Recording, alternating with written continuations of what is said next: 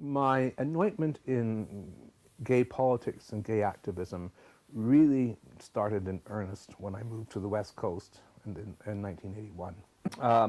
Much to my surprise and delight, I discovered the co-op radio at Vancouver Co-op Radio, and the Coming Out Show, as it has been called, on once a week and so on, and every Thursday, 7:30, and it was something I began to listen to.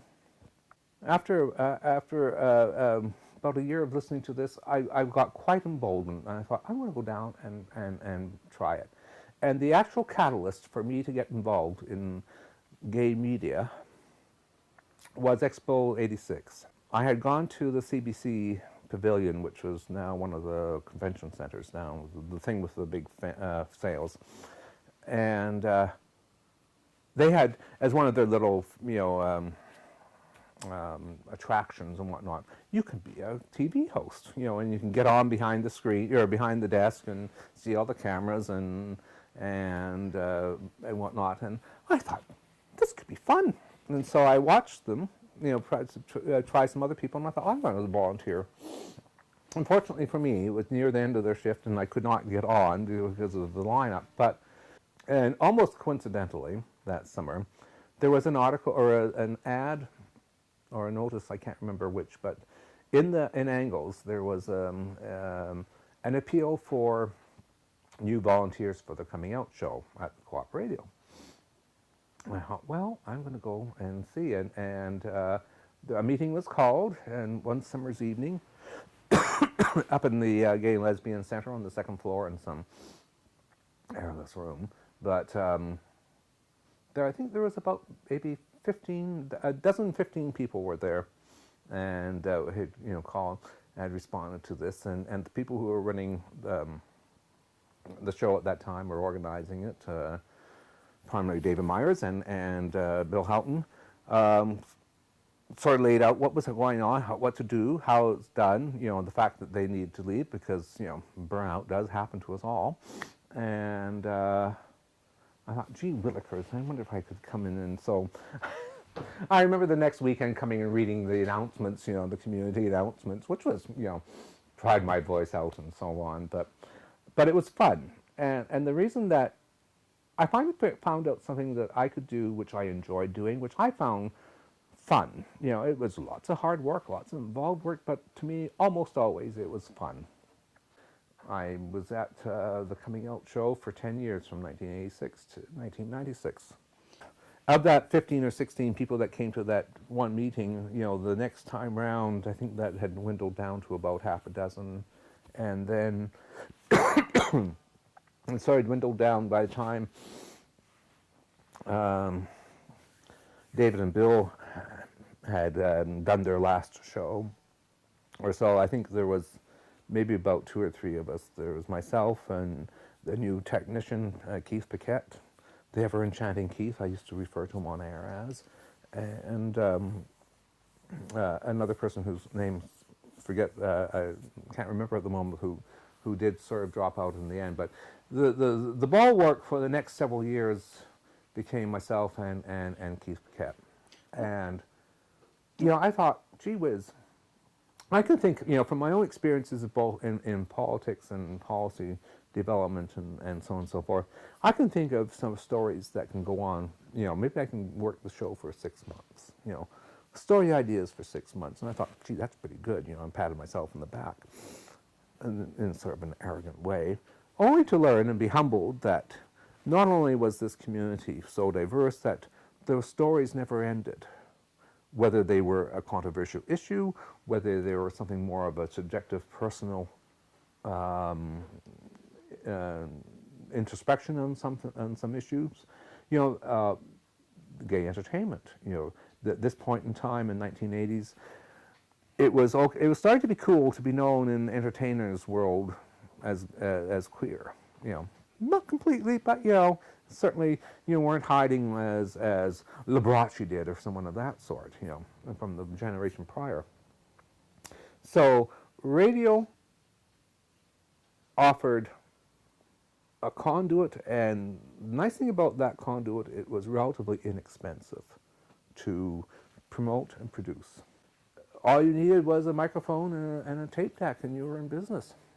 I hate to say this because I might date myself, but I'm a big fan, I always have been, of CBC Radio, and the diversity of programs it offers on Radio 1 and Radio 2 now. But to me, I always found them interesting. And what was it that made them interesting? And so I used to sort of think about them, as I learned how to do the lineup sheets for a radio program. You only have an hour, and time will pass. Well, is very important in broadcasting. You have so much time to fill up, and sometimes you just have so much you got to try and get in. You slice down. Sometimes you have nothing, and you talk very slowly just to lengthen those minutes, and so on. As time went on, other people came onto the show for varying lengths of time. There was Kathy Musin, who was a writer and author. There was Alan. He'll come to me in a minute. Alan. He was a student from. He was actually doing his postgraduate work to UBC. And he did some very, very interesting stories, and he did, I think, one of the most controversial stories we ever did on Co-op Radio during my time at it, or in the Coming Out show, and that was he talked to a pedophile and tried to learn the motivations, and did it in a very balanced way, and I was quite proud of him for that particular episode. Did you get a lot of flack for that from listeners, or from did Co-op Radio have to go to bat for you on that one? I think we got a couple of responses. Though, funnily enough, the one that we got the most response from was an interview I did with a couple of men who belong to the Catholic organization that cures homosexuals. I'm afraid I'm going to have to be just a little egocentric on this, and it was an idea that I did, and that was, I created stories. I had people, I wanted to, we have a great rich culture. There are many, as time has gone on, gay literature has just extrapolated. But back then, and I don't know if this is true, or it certainly seemed to be my impression, there were an awful lot of gay authors who wrote short stories. And short stories were like a very convenient vehicle for radio, and which meant that in our case we had an hour's broadcast, an hour-long program, and a short story could easily be told within that time frame. And I started doing them once the first year as a summer fill-in. And after that, I got a lot of good response from them, people who liked them. And I had very eclectic authors. I had Andrew Holleran, who was one of my favorites. I had David Lieberman. I had,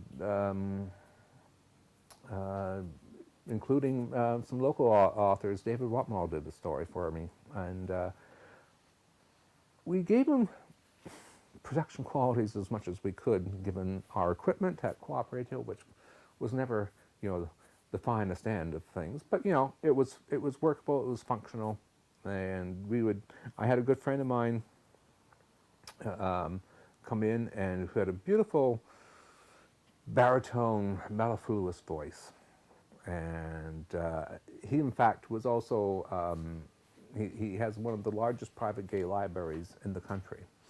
And I often relied on his good taste and judgment to pick the stories that we wanted. I would just say, well, we wanted a diversity of them. We had sci-fi stories, we had heroic stories from the wars, and we had neurotic stories about gay cats. Anything. And he would choose them, and he often read them. And then Keith Paquette and I would take the voice tape into the production studio at Co-op Radio and overlay music, which we would select for it, and it became another interesting thing to do, both in terms of creating something, building it up in terms of mood and voice and the proper tone of the music, because after all, radio is the theater of the mind.